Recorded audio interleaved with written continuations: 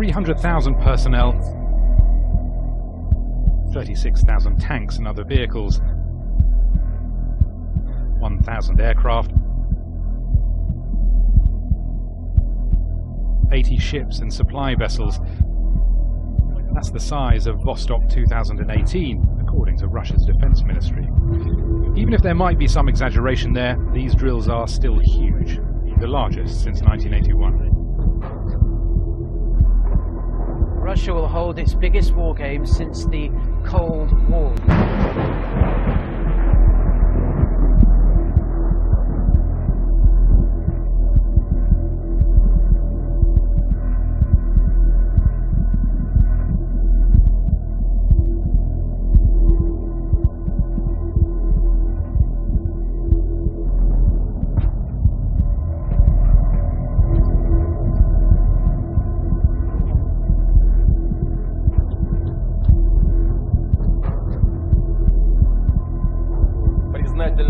I want to express special gratitude to the soldiers of the People's Republic of China and Mongolia.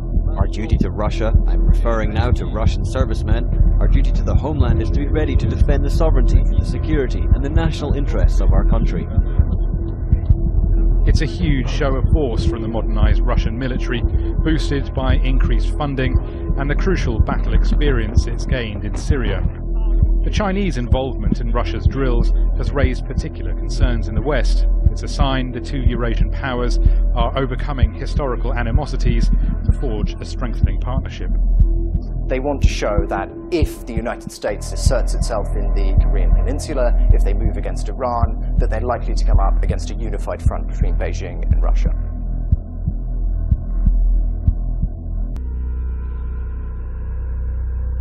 NATO has condemned the drills as rehearsal for a large-scale conflict. The North Atlantic Alliance has also been testing capabilities.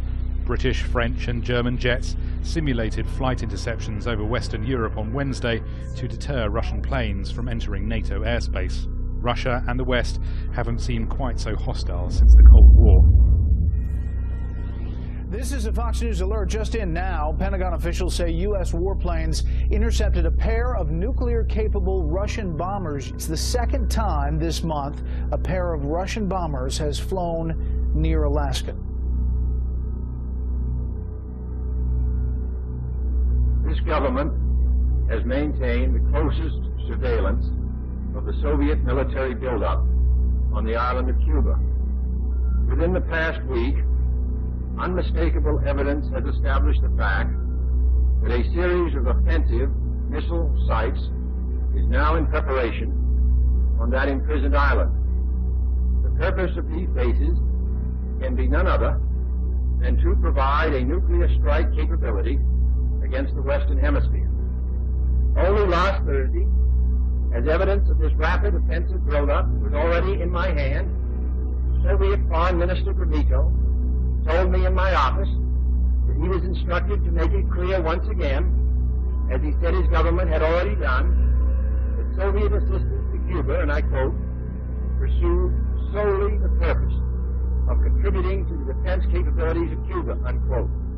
That, and I quote him, training by Soviet specialists of Cuban nationals in handling defensive armaments was by no means offensive. And that if it were otherwise, Gromyko went on, the Soviet government would never become involved in rendering such assistance, unquote. That statement also was false. Acting therefore in the defense of our own security and of the entire Western Hemisphere, and under the authority entrusted to me by the Constitution, shall be the policy of this nation to regard any nuclear missile launched from Cuba against any nation in the Western Hemisphere as an attack by the Soviet Union on the United States, requiring a full retaliatory response upon the Soviet Union.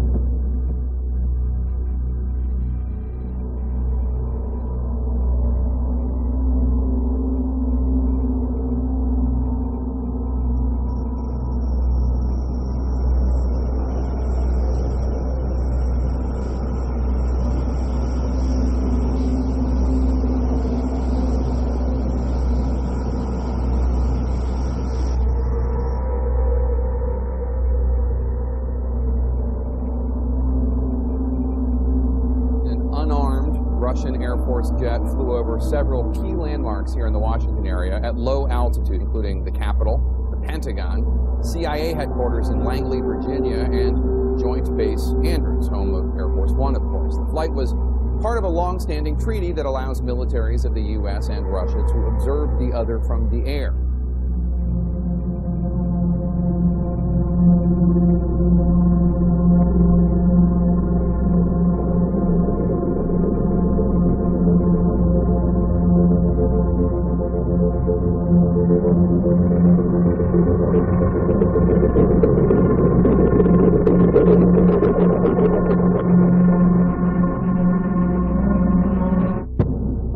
Putin's annual State of the Nation was provocative and threatening.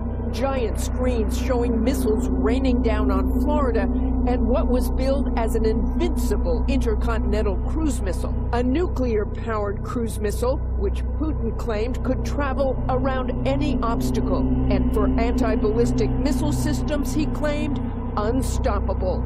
The missile shown headed toward the West Coast.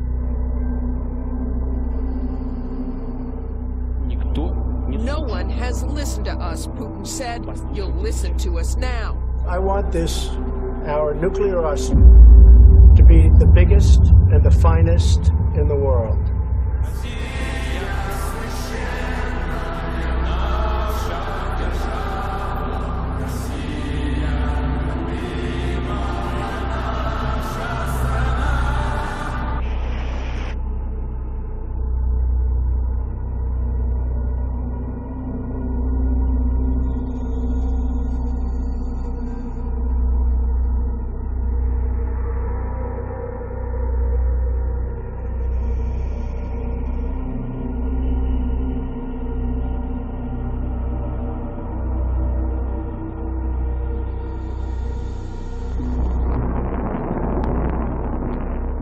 Top Pentagon officials are warning the Russian Navy is operating at levels not seen since the Cold War, forcing the U.S. military to take action.